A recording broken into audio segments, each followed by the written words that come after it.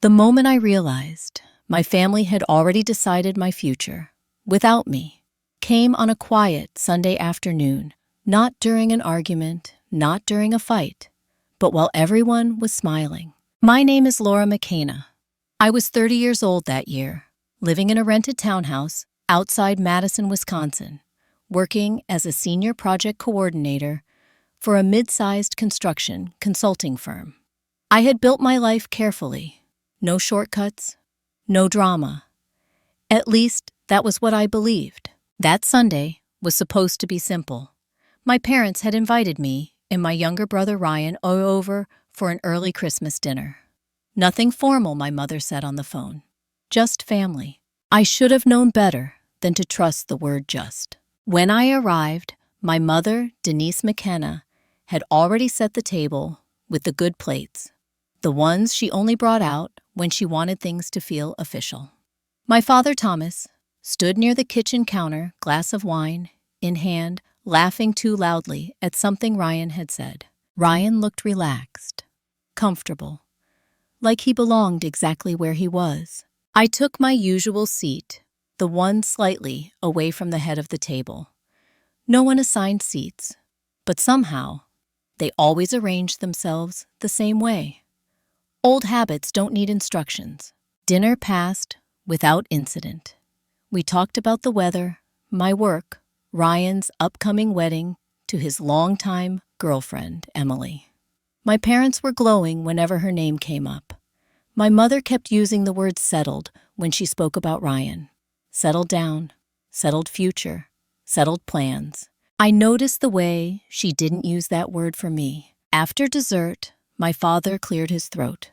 That sound alone made my shoulders tighten. It was the same sound he used when he wanted everyone's attention without asking for it. "There's something we wanted to talk about," he said, glancing at my mother. She smiled at me, but it didn't reach her eyes. "Nothing bad," she added quickly. Ryan leaned back in his chair, arms crossed, loosely, already aware of what was coming. That was the first red flag. My father continued, "With the wedding coming up and everything changing, your mother and I think it's time we make some decisions about the house." The house, a large colonial my parents had lived in for over 30 years. The place I grew up. The place I helped maintain when they got older. The place I assumed foolishly was still a shared conversation. "We've decided," my mother said gently, "that the house will go to Ryan." She said it like it was obvious, like there was no alternative. I blinked once. "Okay," I said, not because I agreed, but because my brain needed time to catch up. Ryan cleared his throat. "It just makes sense," he said. "Emily and I plan to start a family soon. You know kids need space." I nodded slowly. "And what about me?" The room went quiet, but not uncomfortable. More like settled, as if the answer had already been rehearsed. My mother folded her hands. "You're independent, Laura. You always have been. You don't need a house tying you down." There it was, independence, the word they used whenever they wanted to deny me something and feel good about it. "I wasn't asking for the house," I said evenly. "I was asking why this was decided without me." My father sighed. "We didn't think it would be an issue." Ryan avoided my eyes. My mother added, "You understand, don't you? This isn't about favoritism. It's about practicality." Practicality. Another familiar word. I looked around the table. No one looked surprised by my reaction. No one looked concerned either. That was when it hit me. This conversation wasn't happening now.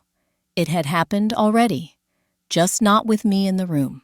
"Is this written down?" I asked. My father hesitated, just a second too long. "We've updated the will, yes." Something inside me went very still. "And when were you planning to tell me?" I asked. My mother reached for my hand, but I pulled it back before she could touch me. "We're telling you now." No, they were informing me now. I stood up slowly, not angry, not shaking, just aware. "I need to go," I said. My mother frowned. "Laura, don't make this bigger than it is." I looked at her, really looked. "I'm not making it bigger. I'm finally seeing it clearly." Ryan shifted in his seat, You're overreacting. I smiled faintly. No, I'm finally reacting appropriately. I left without hugging anyone, without slamming doors, without saying anything dramatic. The cold air outside felt sharper than usual, but it cleared my head. On the drive home, memories surfaced uninvited. The birthdays, Ryan's, were celebrated loudly, while mine were acknowledged late. The way my parents showed up for his milestones, but asked me to be understanding when they missed mine. The way independence had been praised when it benefited them and ignored when it didn't. By the time I reached my driveway, the truth had settled into place. This wasn't about a house. It was about control, about deciding who mattered enough to be consulted and who was expected to adapt quietly. I sat in my car for a long time before going inside. When I finally did, I didn't cry. I didn't call anyone. I opened my laptop and searched for something I had never thought I'd need. Estate lawyer, Wisconsin.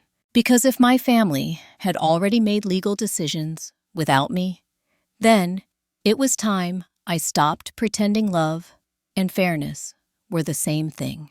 That was the night I stopped waiting to be chosen, and the first step I took toward taking everything back. I didn't call a lawyer the next morning. I went to work. That decision mattered more than it sounds. In the past, whenever my family pulled something like this, I reacted emotionally first, and practically later. I vented to friends. I tried to explain myself. I waited for someone to validate how unfair it felt. This time I did none of that. I showered. I dressed. I drove to the office like it was any other Monday. The silence I carried with me felt heavy but clean. It wasn't shock anymore. It was clarity. At work, my calendar was full. Project check-ins, vendor calls, a site review scheduled for Thursday. I moved through the day, methodically answering emails, updating timelines, nodding in meetings. No one could tell that something fundamental had shifted in my personal life. That was the first lesson. You can be falling apart internally and still function flawlessly on the outside. People will assume you're fine if you don't give them evidence otherwise. Around noon, my manager, Paul Whitaker, stopped by my desk. He leaned against the partition with his usual casual confidence. "You heading to Chicago this weekend?" he asked. I shook my head. "No plans." "Good," he said. "We might need you on the Jefferson remodel. Client wants someone detail-oriented." I nodded. "I can handle it." He smiled. "That's why I thought of you." As he walked away, something bitter surfaced. I was always the one people thought of when things needed to be handled quietly, carefully, without ego. At work, that trait was rewarded. At home, it had been exploited. That night, I sat at my kitchen table with a notebook, not to write feelings, to write facts. House ownership. Will updated, no discussion. Brother informed ahead of time. Assumptions made about my life without my consent. Seeing it written out stripped it of emotion. It wasn't a misunderstanding.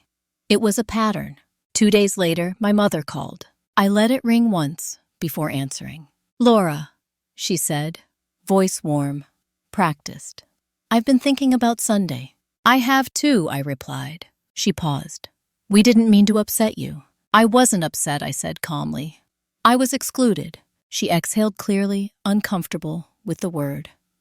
"You know we love you." "I know you say that," I replied. "That's not fair," she said quickly. I leaned back in my chair. "Neither was updating your will without telling me." Silence stretched between us. "Well," she said finally, "you're not married. You don't have children. It's just logical that Ryan—"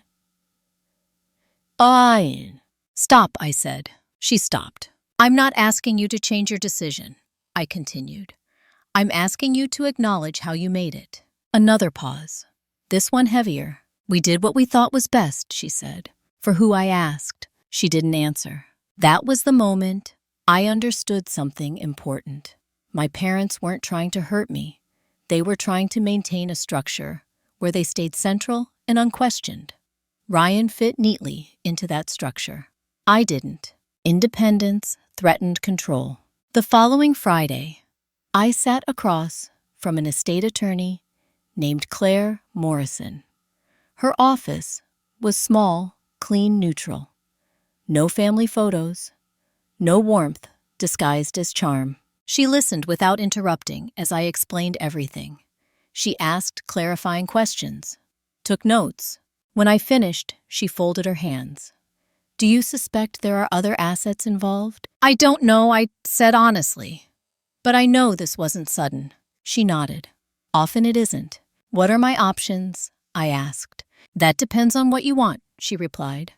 "Not emotionally, legally." I considered that. "I want transparency." "Then you start by requesting a copy of the updated will," she said. Formally, I frowned. "They'll take that as an attack." Claire met my eyes. "It's not an attack, it's information." I left her office feeling steadier than I had all week. That evening, I drafted a short email to my parents. "I am requesting a copy of the updated will for my records.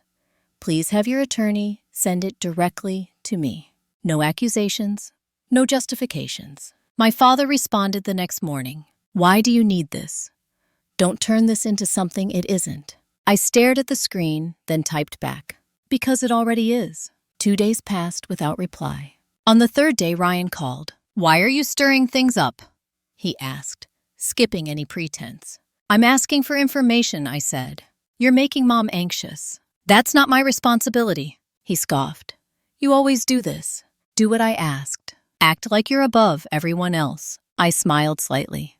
"No, I'm acting like an adult." There was a sharp intake of breath on the other end. "You think you deserve the house?" "I think I deserved a conversation," I said. He laughed. "You don't even live there." "That's not the point." "It is to Mom and Dad," he replied. "They want the house to stay in the family." "I am the family," I said quietly. He didn't respond. A week later, the envelope arrived. Inside was a copy of the updated will. I read it once, then again. The house to Ryan, the majority of liquid assets to Ryan. A modest cash allocation to me, labeled as acknowledgement of independence. Acknowledgement. That word sat like a stone in my chest. There was also something else. A clause referencing a family-held LLC, a holding entity tied to my parents' rental properties. Properties I had helped manage for years. Properties I assumed were informal. They weren't. The LLC was structured to pass control to Ryan as managing member. No mention of my role, no recognition of my contributions, no warning. I sat back in my chair, heart steady, mind sharp. This wasn't just about inheritance. It was about erasing my involvement while benefiting from my labor. And suddenly everything clicked. The favors, the unpaid help, the "you're so reliable" comments. They weren't compliments, they were conditioning. I picked up my phone and called Claire. "There's more," I said when she answered.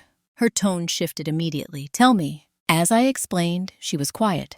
When I finished, she said, "Laura, this changes things." How, I asked. "You have standing," she replied, "and leverage." I looked down at the papers spread across my table. For the first time since Sunday dinner, something like calm settled in my chest. Not relief, resolve, because now I knew the truth.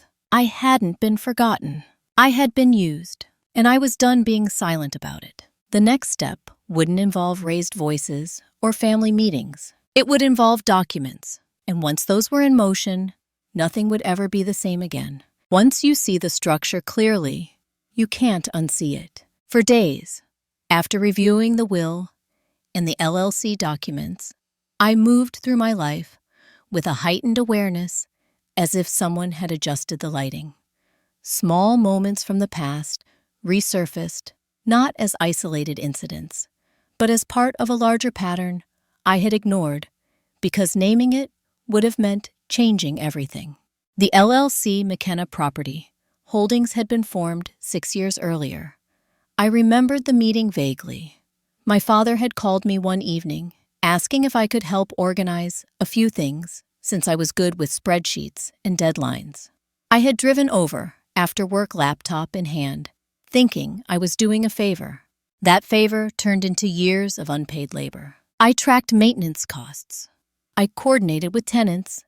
I handled late payments diplomatically so my parents wouldn't have to.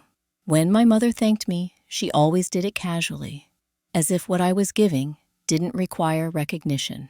"You're just so capable," she would say. Now I knew what that really meant. Capable enough to rely on. Not important enough to include. Claire and I met again the following week. This time, she had pulled additional records. "They structured the LLC carefully," she said, tapping a page with her pen. "But not carefully enough." I leaned forward. "What does that mean?" "It means your contributions weren't informal," she explained. "You acted as an operational manager, repeatedly, over years. That creates implied interest." I absorbed that slowly. "Even without my name on the paperwork," she nodded. "Especially if we can prove reliance and benefit." Benefit. That word again. "What happens if I do nothing?" I asked. Claire didn't hesitate. "Ryan inherits full control. You walk away with a small check and no leverage, and the story becomes that you were always just helping. And if I act," she looked at me carefully, "then this stops being a family matter and becomes a legal one." I thought of my mother's voice. "Don't turn this into something it isn't." They had already turned it into something. They just hadn't told me. "I want to proceed," I said. Claire nodded. "Then the first step is documentation.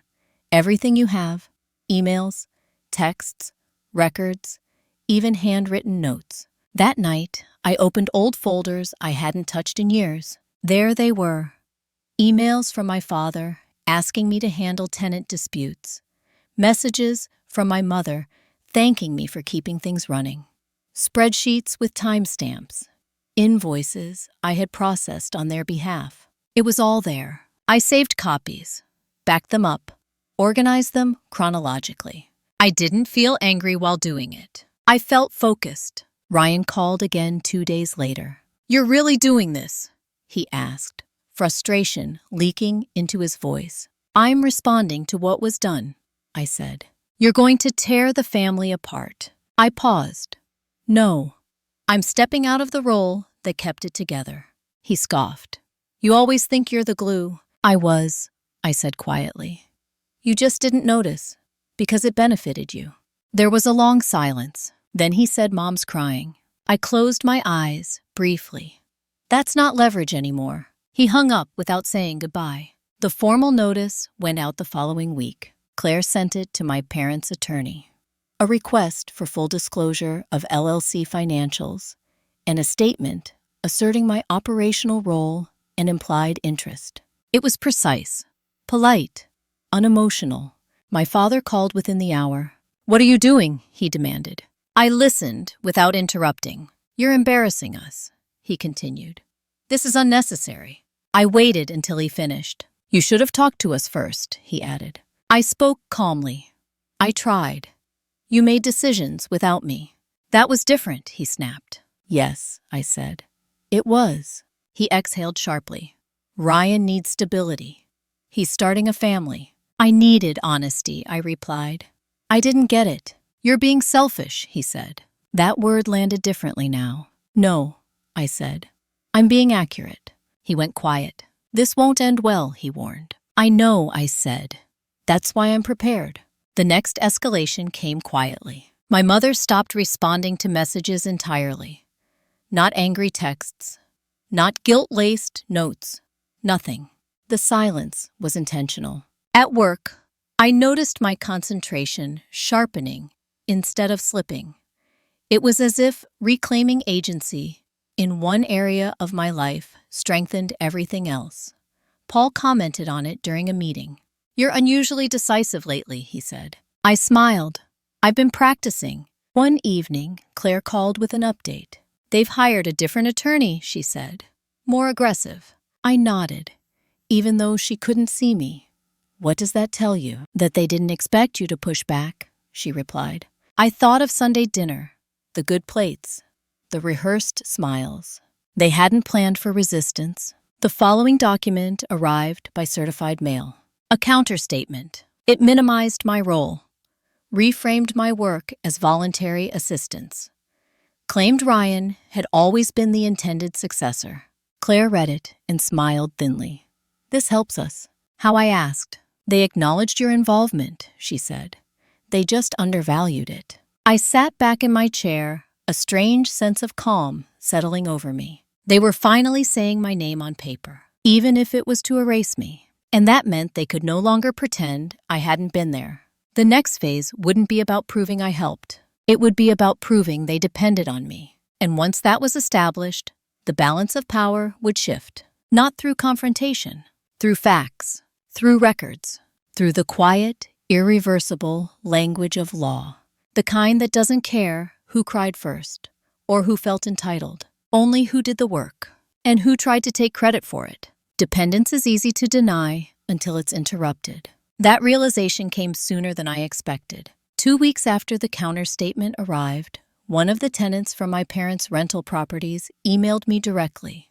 Not Claire, not my father, me. The subject line read, Urgent Water Leak Unit 3B. I stared at the screen for a long moment. I hadn't told anyone. I was stepping back. I hadn't announced boundaries. I had simply stopped doing the work, quietly, completely. And already things were fraying. I forwarded the email to my father with one sentence. This should be handled by the managing member of the LLC. No commentary, no explanation. My phone rang 10 minutes later. Why would they email you? My father asked. Irritation thinly masked as confusion. Because I've always handled those issues, I said calmly. Well, you're not supposed to anymore, he snapped. That's Ryan's role now. I paused. Then Ryan should respond. There was a beat of silence. I'm busy, he said. Your mother's stressed. This is not the time for games. This isn't a game, I replied. This is the structure you chose. He exhaled sharply and hung up. The tenant emailed again that evening. Then another tenant the next day. Then the property maintenance contractor called, asking who was approving invoices. I documented everything. Dates, times, missed responses, confusion created by the sudden absence of the person who had been quietly holding it all together. Claire reviewed the messages and nodded. This is exactly what we need. What if they fix it quickly? I asked. They will, she said. And that will prove something else. Sure enough, Ryan stepped in. Badly. Tenants complained about delayed responses. Repairs were approved without cost comparisons. A contractor overcharged by nearly 20% because no one questioned the invoice.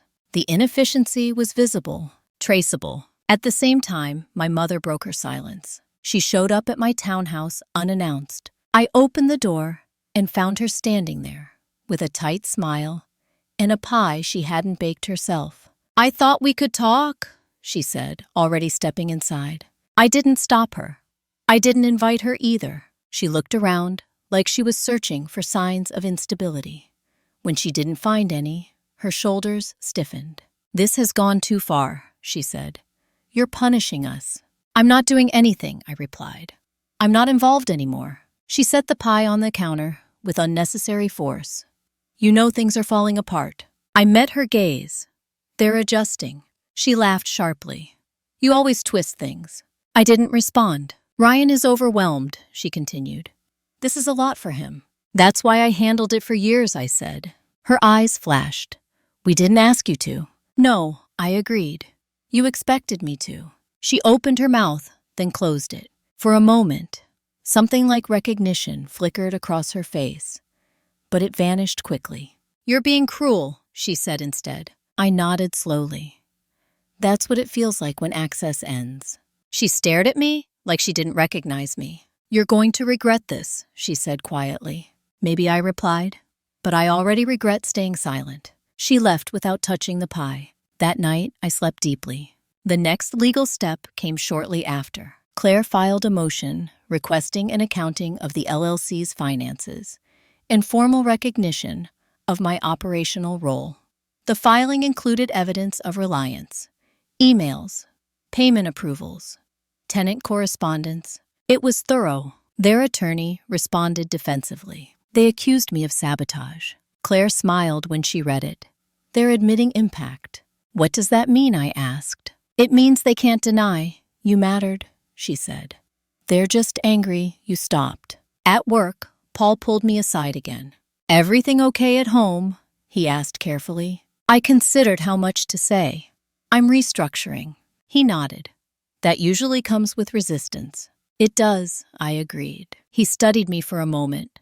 If you ever want more responsibility, here, say the word. I didn't answer right away. That offer stayed with me longer than it should have. Because for the first time, someone wasn't assuming I'd stay in the background. They were inviting me forward. The first hearing was scheduled for mid-March. Not a trial, a preliminary review. Still, it was enough to make my parents nervous. My father called again. His tone was different this time. Less anger, more urgency. We can settle this, he said. I waited. You don't need to be involved in the LLC, he continued. We can increase the cash allocation. I smiled to myself. They were offering money to buy silence. I'm not negotiating to leave, I said. I'm asserting that I was already in. That's ridiculous, he snapped. No, I replied. It's inconvenient. He lowered his voice. Think about your relationship with your mother. I am, I said. That's why I'm not backing down. He hung up again. Claire called later that evening. They're nervous, she said. They should be. What happens next? I asked. We show the court how things functioned with you, she replied, and how they're unraveling without you. I looked around my quiet living room. The absence of family noise no longer felt empty. It felt intentional. This wasn't revenge. It was balance, and the scales were finally starting to move. The cliffhanger wasn't about whether I'd win. It was about what they'd do next when they realized I wasn't bluffing, and whether they'd expose even more of the truth trying to stop me. The first time I sat across from my parents in a legal setting, no one raised their voice. That was the most unsettling part. The conference room was neutral, to the point of discomfort. Beige walls, a long table, polished enough to reflect faces back at you, whether you wanted to see them or not. My parents sat together on one side with their attorney, a man named Harold Kemp, who wore confidence like armor. Ryan sat beside them, arms crossed, jaw tight. I sat across the table with Claire. No one looked at me when I entered. Not immediately. That told me everything. Harold opened with pleasantries. Too many of them. Then he slid a folder across the table. We believe this matter can be resolved without court intervention, he said, provided all parties are willing to be reasonable. Reasonable. The word was doing a lot of work. Claire didn't touch the folder. We're open to resolution, she said evenly, but not erasure. My father shifted. My mother stared at the table as if it might rescue her. Harold continued.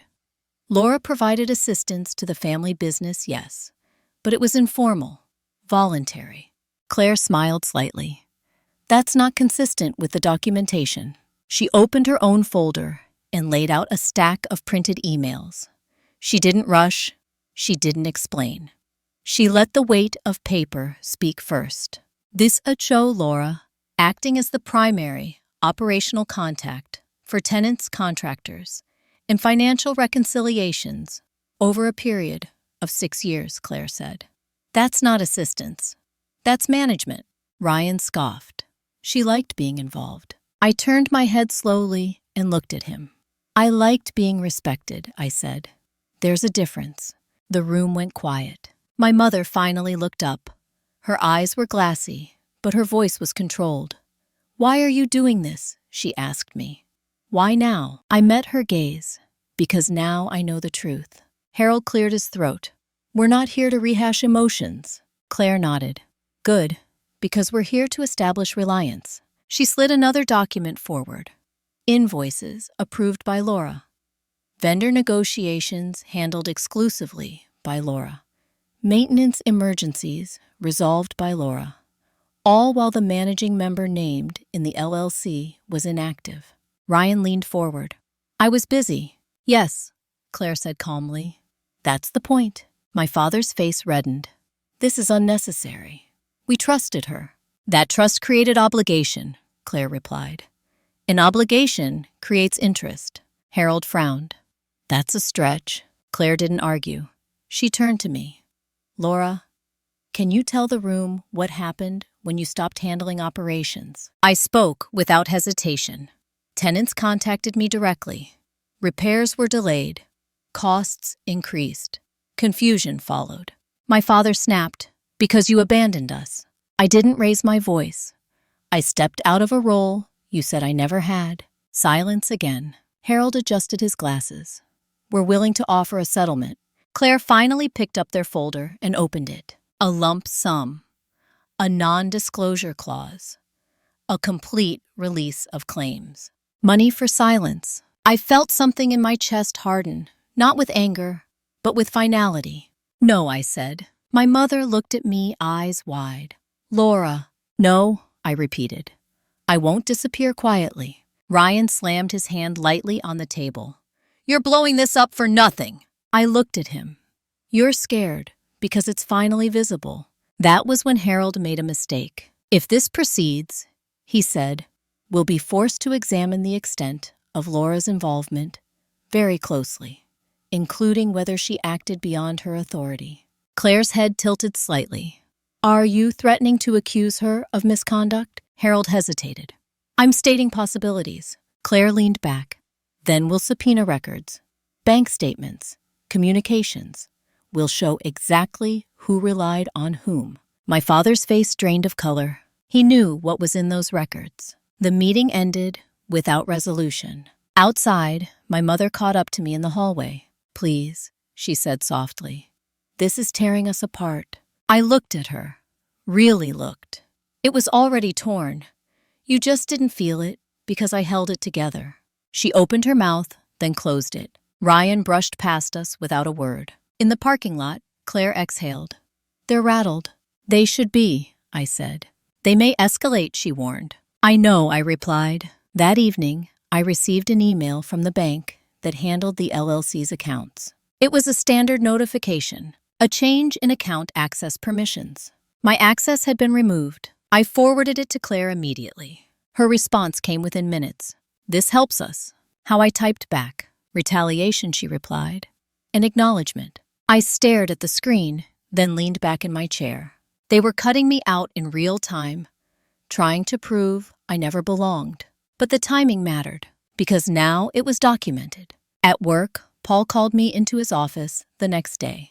I heard you might be looking for more, he said. I raised an eyebrow. More what? Authority, he replied. Ownership of projects. Visibility. I considered him carefully. Why now? He shrugged. Because you're already doing the work. We just haven't labeled it. I smiled faintly. Funny how that pattern followed me everywhere. Except this time, I wasn't going to let it go unnamed. I'm interested, I said. That night, alone in my townhouse, I reviewed everything again. The emails, the filings, the timeline. My family thought this was about money. It wasn't. It was about proof. Proof that I had been essential while being treated as optional. And the next phase wouldn't be about whether I had standing. It would be about how much control they were willing to lose, trying to deny it. Because once you remove someone who knows how everything works, the truth doesn't stay hidden for long. It leaks, just like that water line in Unit 3B. And the damage, once visible, can't be blamed on the person who warned you it would happen. Things don't collapse all at once. They unravel in places people assume will hold. 2 weeks after my access to the LLC accounts was revoked, the first formal complaint arrived.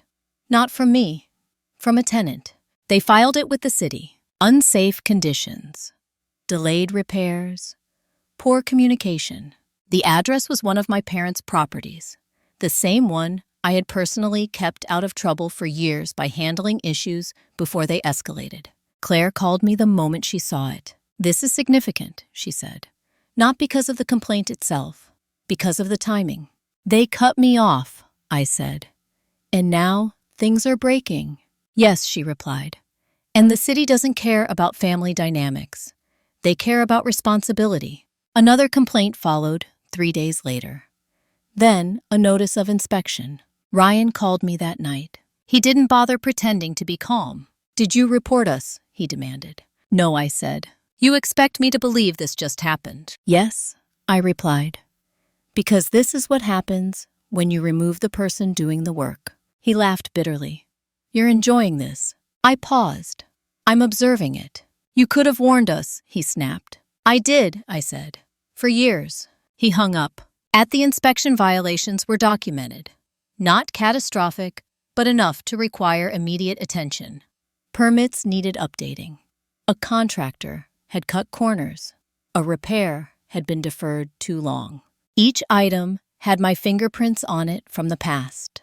Notes I had written, emails I had sent recommending fixes.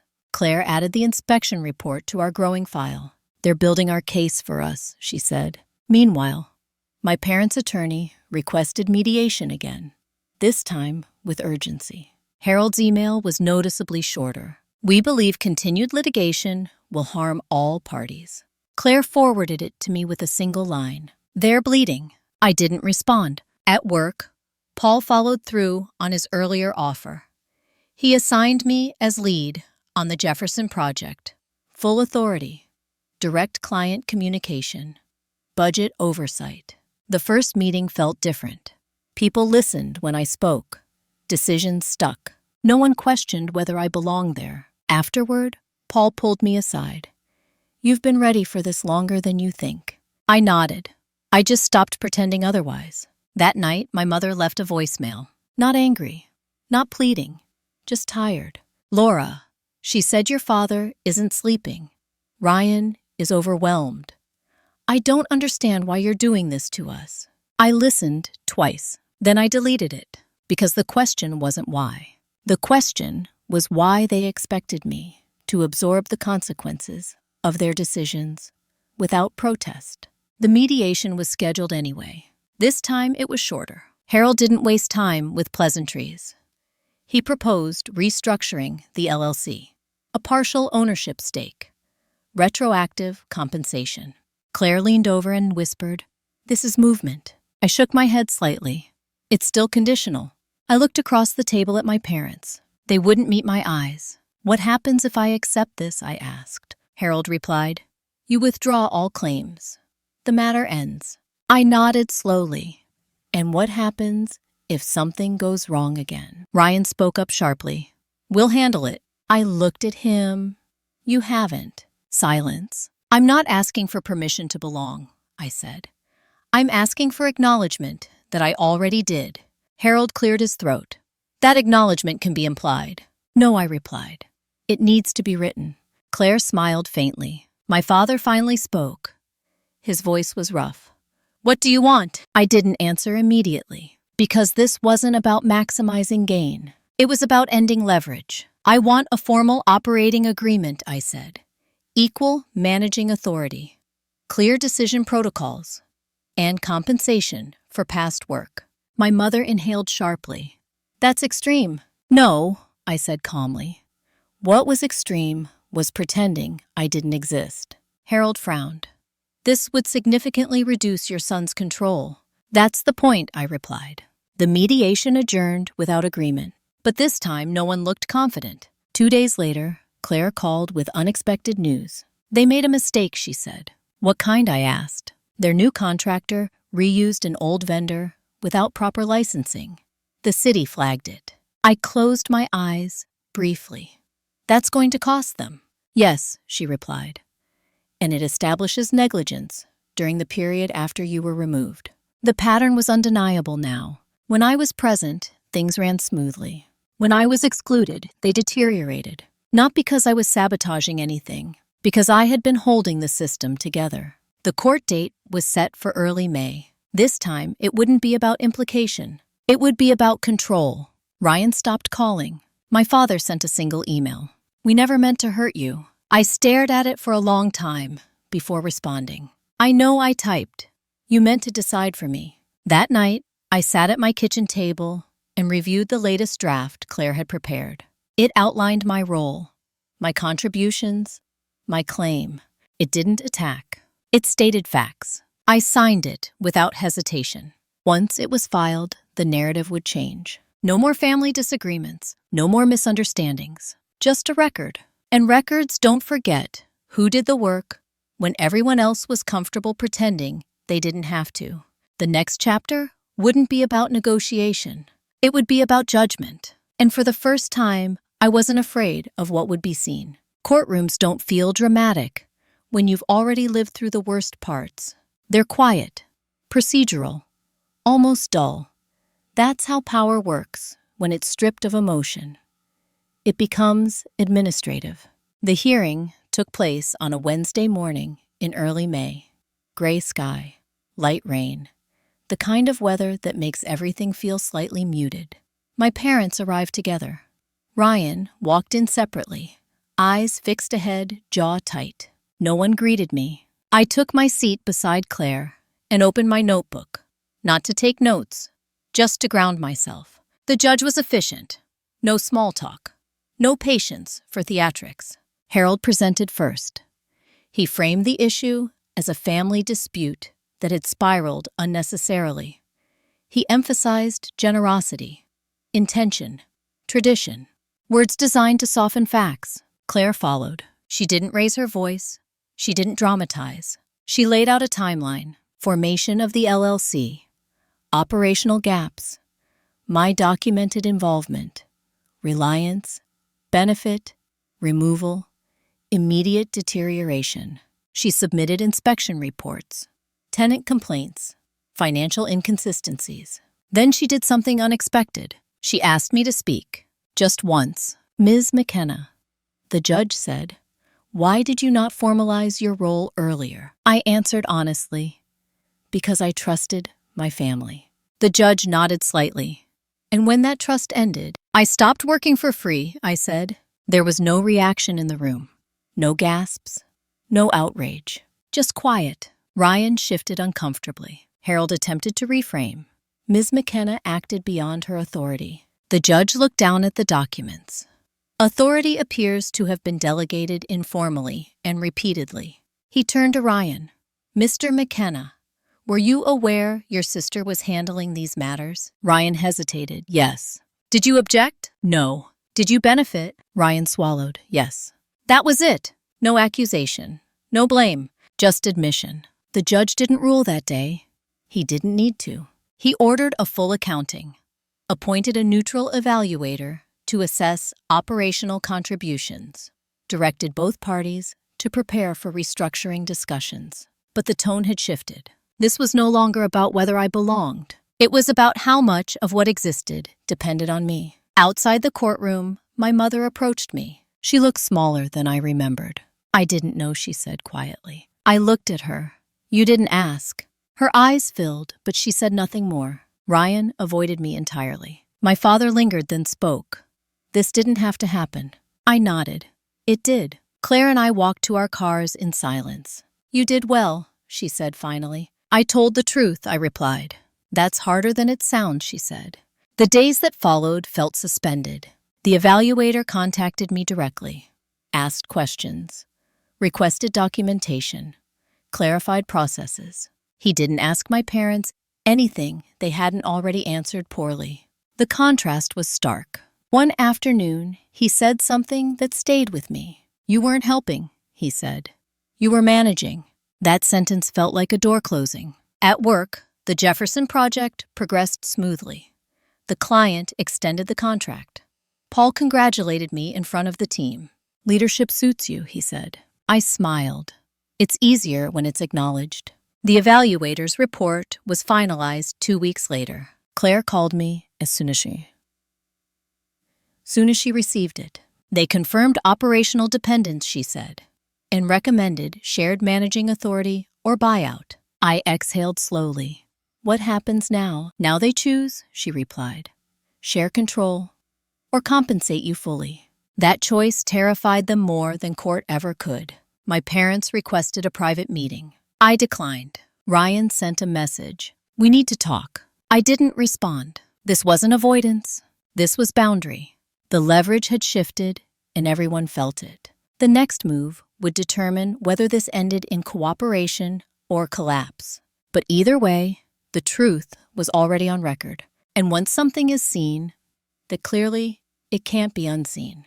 Not by a judge, not by a family, not even by the people who built their comfort on pretending it wasn't there. Power rarely announces itself when it changes hands. It shows up in pauses, in unanswered messages, in the way people suddenly stop assuming you will fix things for them. After the evaluator's report circulated, my parents went quiet again. Not the dramatic kind of silence meant to punish. This was different, strategic. They were regrouping. Ryan, on the other hand, unraveled. It started with a call from the bank. Not to me directly, but to Claire. A routine inquiry that shouldn't have existed. The LLC's operating account had dipped below its usual threshold. Automatic payments were bouncing. Nothing catastrophic, but enough to draw attention. "They're scrambling," Claire said, "and scrambling leaves fingerprints." The next call came from the insurance carrier.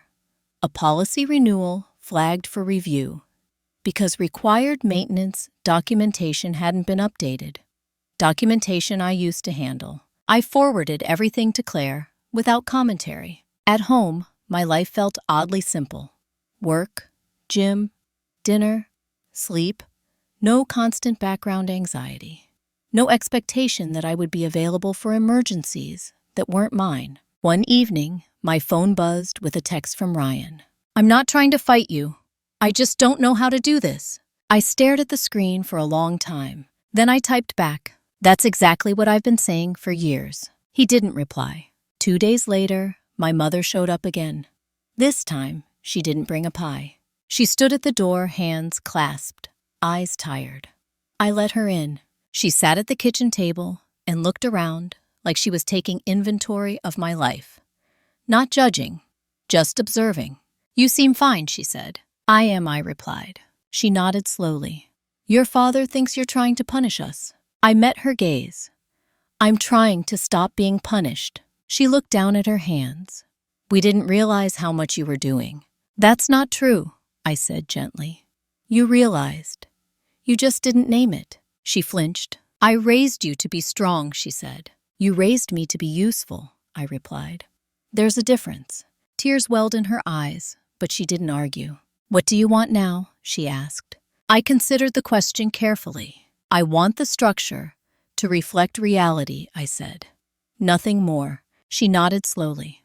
"Your father won't like that." "I know," I said. She stood to leave, then paused. "Ryan is scared." "I was too," I replied. "I just kept going anyway." After she left, I sat alone at the table, feeling something loosen in my chest. Not forgiveness, understanding. The restructuring proposal arrived the following week. Equal managing authority, clear compensation, defined responsibilities, buyout option after 5 years. It was fair. It was also late. Claire reviewed it carefully. "This is the best offer they'll make without being ordered." I nodded. "What do you recommend?" "That depends," she said. "Do you want to stay in business with them?" The question landed heavier than expected. Did I want to continue tying my future to people who only recognized my value when they lost control? I asked for time. That night, I took a long walk through my neighborhood. The air was cool. The streetlights cast long shadows. I thought about the years I had spent smoothing things over, anticipating needs, avoiding conflict. I thought about the cost of that version of me. By the time I returned home, my decision was clear. I emailed Claire. "Proceed with buyout." Her response was immediate. "Understood." The fallout was swift. My father called, angry, then pleading, then quiet. Ryan sent a single message. "So you're really leaving?" I replied. "I already left. This just makes it official." The buyout negotiations took 3 weeks. Appraisals, adjustments, final signatures. On a Friday afternoon in June, I sat in Claire's office and signed the last document. The pen felt heavier than it should have. "That's it," Claire said.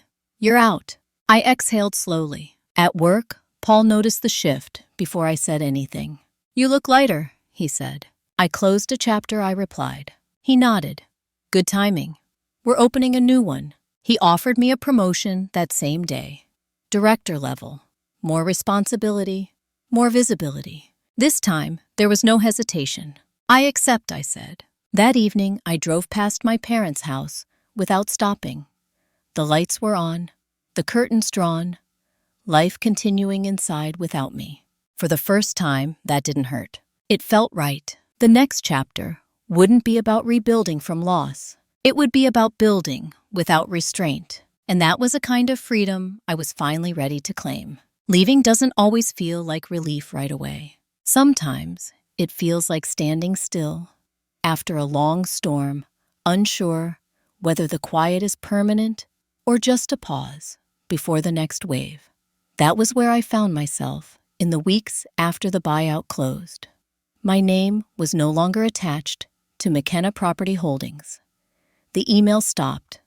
The late-night calls ended. The invisible responsibilities that had once shaped my days simply vanished. What remained was space. At first, I didn't know what to do with it. I threw myself into work. The promotion Paul had offered came with real authority. This time, not the kind borrowed from trust or obligation. As director of project operations, I had final say on timelines, staffing, and budgets. People came to me because it was my role, not because I was convenient. The difference mattered. During my first executive meeting, a senior consultant challenged one of my decisions. Not aggressively, just enough to test the boundary. I didn't justify myself. I didn't soften my tone. I stated the rationale. I stated the outcome. I moved on. No one questioned it further. That night, I realized something unsettling. I had always been capable of this. I just hadn't been allowed to practice it in my personal life. The first ripple from my exit came through Lorraine, my aunt, on my mother's side. She called one evening, voice low, as if sharing confidential information. Things are tense, she said. I didn't ask where. I didn't need to. Your father's frustrated, she continued. Ryan's overwhelmed. The properties are costing more than they expected. I listened without reacting. You don't have to say anything, Lorraine added. I just thought you should know. Thank you, I said, and meant it. After we hung up, I sat on my couch and let the information pass through me without sticking. There was a time when that knowledge would have sent me into a spiral of guilt and second-guessing. That time was over. Their struggle wasn't my failure. It was the cost of removing a support they never acknowledged. Ryan reached out again in late July. This time, he asked to meet. Just coffee, he wrote. No lawyers, no parents. I didn't respond immediately. Not because I was afraid, but because I needed to check my motives. Was I open to conversation? Or was I still hoping for something he had never given me? After a day, I replied. Public place, 1 hour. We met at a cafe near the lake. Ryan arrived late. He looked tired, not defeated, just worn down by responsibility he hadn't prepared for. You look different, he said after we ordered. So do you, I replied. He laughed softly. Fair. We sat in silence for a moment, the clatter of cups filling the space between us. I didn't know it would be like this, he said finally. Like what I asked, running everything he admitted. The properties, the decisions, the stress. I nodded.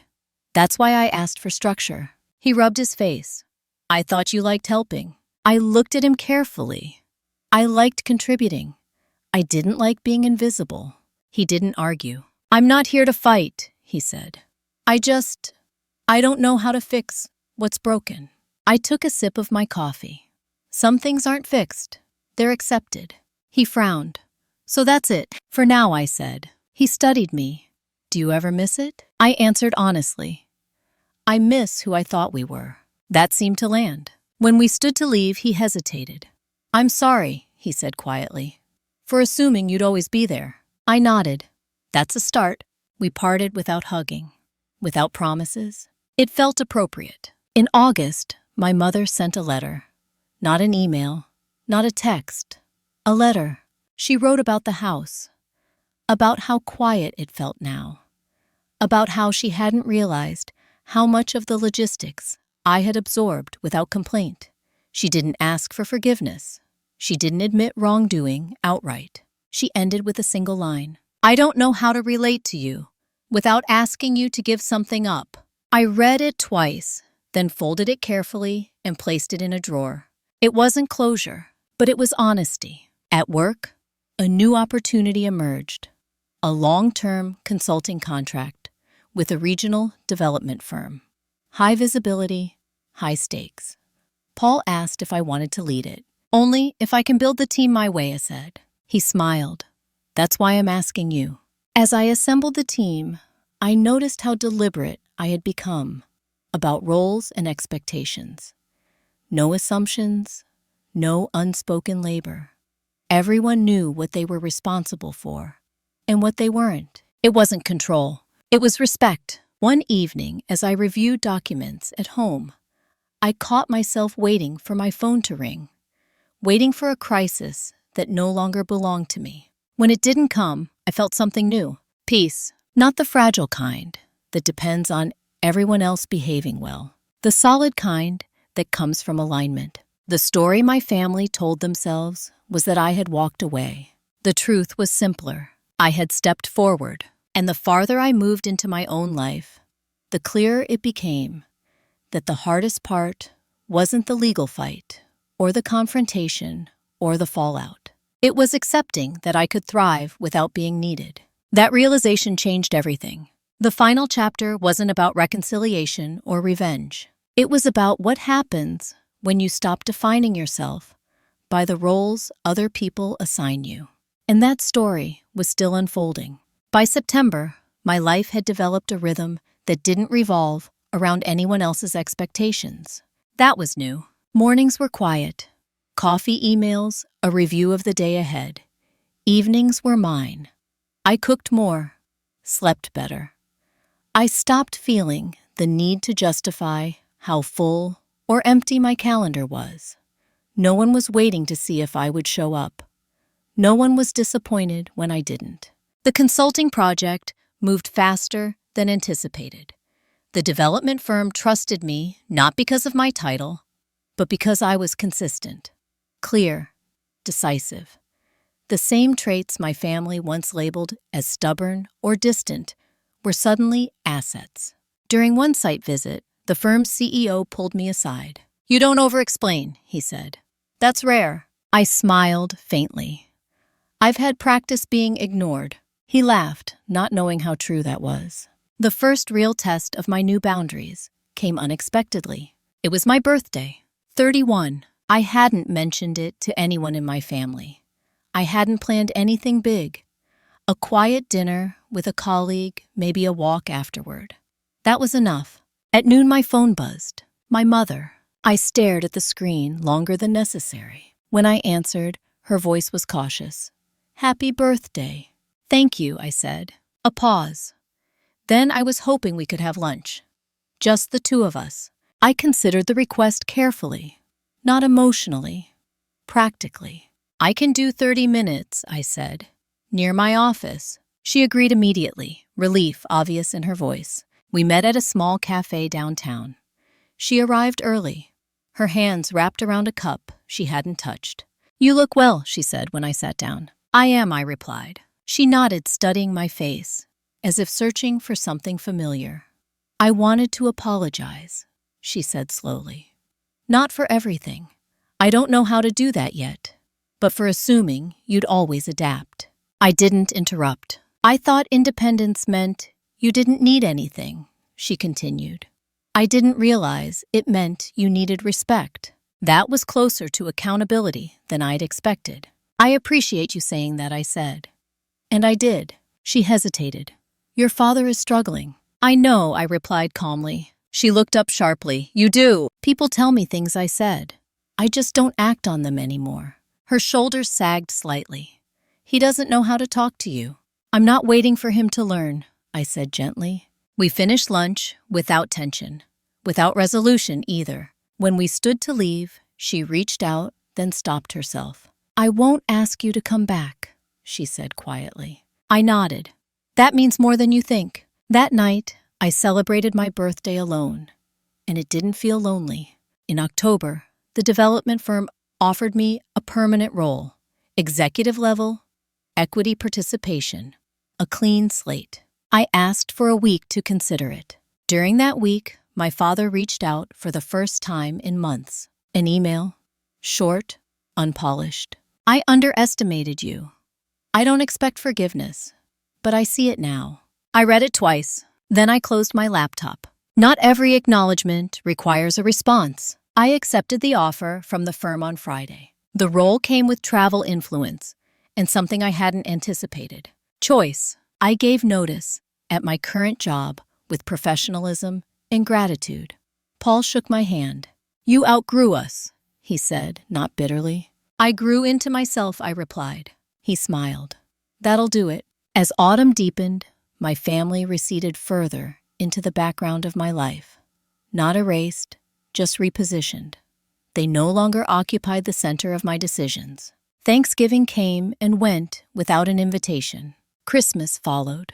I spent it in a rented cabin, with a book, a fireplace, and silence that didn't ache. One evening, as snow fell outside, I thought about revenge, how people expect it to look loud, vindictive, final. What I felt wasn't satisfaction at their discomfort. It was relief at my distance. The last message I received from Ryan came just before New Year's. "I get it now," he wrote. "I just wish it hadn't taken losing you." I stared at the words for a long time. Then I replied, "You didn't lose me. You stopped having access." That was the truth. As the year closed, I realized something else. The most powerful moment hadn't been the court filings, or the buyout, or the promotion. It was the day I stopped negotiating my place in rooms I had already earned entry to. The final chapter wouldn't be about my family. It would be about what I carried forward and what I chose to leave behind. By the time the new year settled, in the distance between who I had been and who I was becoming felt permanent. Not fragile, not tentative. Permanent. My new role began in January. The first few weeks were consumed by onboarding meetings, strategic planning sessions, and site visits across 3 states. I traveled light, a carry-on, a notebook. No emotional baggage tucked between clothes. People introduced me without qualifiers. "This is Laura McKenna. She leads operations." Not someone's daughter, not someone's sister, just my name, my work. That mattered more than I expected. One evening, after a long day in Minneapolis, I sat alone in a hotel room overlooking the city. Snow drifted past the windows, softening the sharp edges of the buildings. I poured myself a glass of water and opened my notebook. I had started writing again. Not for therapy, for record. I wrote down what I had learned, not as lessons, but as truths I wished I had recognized sooner. That silence can be a form of control. That being needed is not the same as being valued. That family systems resist change until it threatens their comfort. Writing it down felt like closing a loop. The past didn't feel heavy anymore. It felt contained. In February, Lorraine visited me for lunch while I was back in Madison for a brief window. She studied me carefully as we ate the way relatives do when they're trying to measure change. "You're different," she said. "I know," I replied. "In a good way," she added quickly. "Calmer." "I don't argue with reality anymore," I said. "I work with it." She nodded, then hesitated. "Your mother talks about you often." I didn't respond. "She's proud," Lorraine continued, "even if she doesn't know how to say it without attaching conditions." I took a sip of my drink. "Pride without access is fine." Lorraine smiled softly. "Your grandmother would agree." That name still anchored me. Later that month, an envelope arrived at my apartment. Handwritten address. Familiar script. My father. Inside was a short letter. No defenses. No explanations. "I spent, yes, Believing leadership meant deciding for others. I see now how often that was fear. I don't ask for reconciliation. I only wanted you to know I understand what I took for granted. I read it once. Then I folded it and placed it beside my mother's letter in the drawer. Not everything needs a response to be acknowledged. Work continued to stretch me in ways that felt honest. Difficult conversations, real stakes, no emotional manipulation disguised as concern. One afternoon, during a tense negotiation, a colleague pulled me aside afterward. "You don't flinch," she said, "even when things get uncomfortable." I thought about that. I flinched. For years, I replied. I just don't anymore. In March, I turned 32. I didn't announce it. I didn't wait for calls. A small group of colleagues took me out to dinner after a site visit. They toasted to projects completed and challenges ahead. No one referenced my past. They didn't need to. That night, alone in my apartment, I stood by the window again. A habit that had followed me through every phase of this story. I thought about the girl who had believed love meant compliance, the woman who mistook endurance for loyalty, the version of me who would have folded just to keep the peace. She had survived, but she wasn't steering anymore. The final shift didn't come from another legal document or conversation. It came from a moment of realization so quiet, it almost passed unnoticed. I no longer wondered what they were saying about me when I wasn't there. That curiosity had disappeared completely, and with it, the last thread tying my worth to their perception. The story everyone expected ended months ago. The fight, the fallout, the consequences. But the real ending was happening now, in the absence of noise, in the consistency of my days, in the certainty that my life no longer required anyone's permission. There was only one chapter left to tell, not because something dramatic was coming, but because endings deserve intention. And this one wasn't about revenge. It was about choosing myself without needing to justify it to anyone. Not ever again. The end didn't arrive with applause or final words. It came the morning I realized I no longer rehearsed conversations in my head before they happened. I woke up in my apartment on a quiet Saturday in late spring. Sunlight stretched across the floor, catching dust in the air. The city outside moved at its own pace.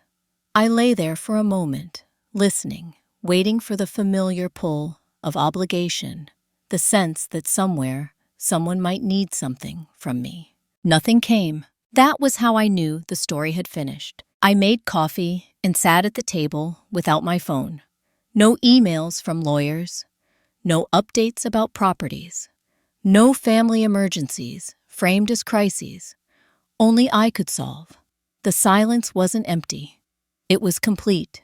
Work had settled into something sustainable, challenging, but clean.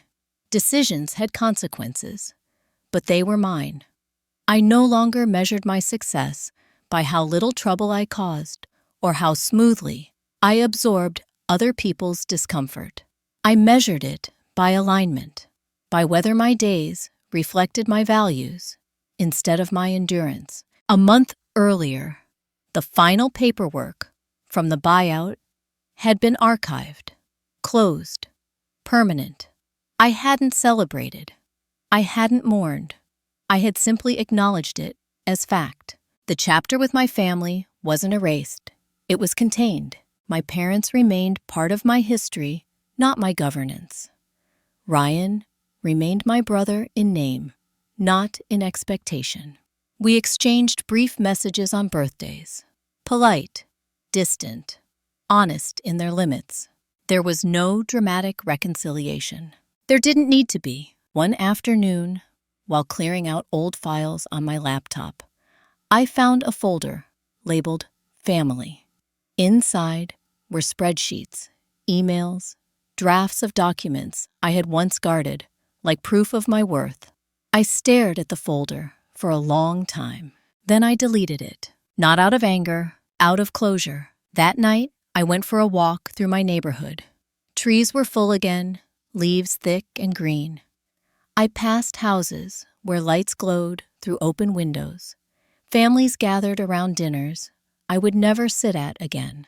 I didn't feel loss. I felt space. I thought about revenge and how so many people misunderstand it.